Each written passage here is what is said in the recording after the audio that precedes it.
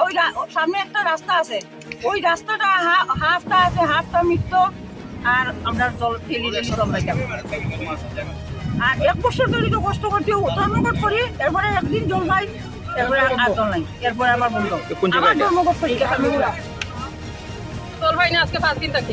কয়দিন ধরে পান না? 5 দিন থেকে জল পাই না। গাড়ি আইবো হইয়া আয় না, কালকে কেন জল দিয়া সারাদিন অপেক্ষা করতে কইছে জল দিব, এরপরে জল দেয় না। এটা কোন জায়গা এটা? এটা খাউলিপুরা। কত নম্বর ওয়ার্ড? এটা এক নম্বর।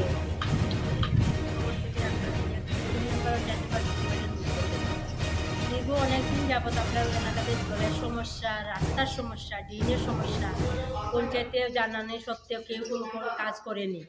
তারপরে যখন আমরা গত 1 বছর আগে রাস্তা এইভাবে রাস্তা অবরোধ করেছিলাম, তখন আমাদের উপপ্রধান এসেছিলেন, কিন্তু এসে বলেছেন যে জলের সমস্যাটা সমাধান হবে, কিন্তু না, দেখা গেল কিছুদিন সমাধান ছিল, তারপরে আবার সেম সমস্যা হয়েছে।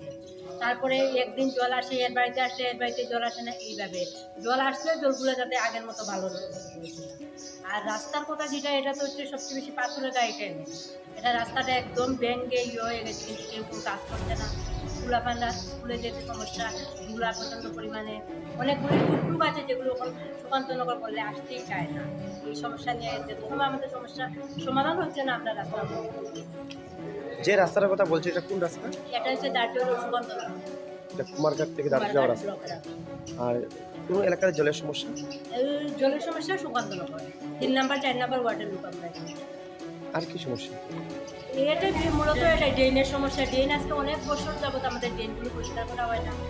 অল্প বৃষ্টি, তোমার মোটামুটি 2 ঘন্টা যদি বৃষ্টি দেয় তাহলে আমাদের মোটামুটি করে উঠে যায়, ড্রেনগুলো পরিষ্কার না থাকে। আজকে আপনারা কয়টা থেকে বসেছিলেন? আমরা মোটামুটি 10টা, 9:30, 10টা থেকে বসেছি।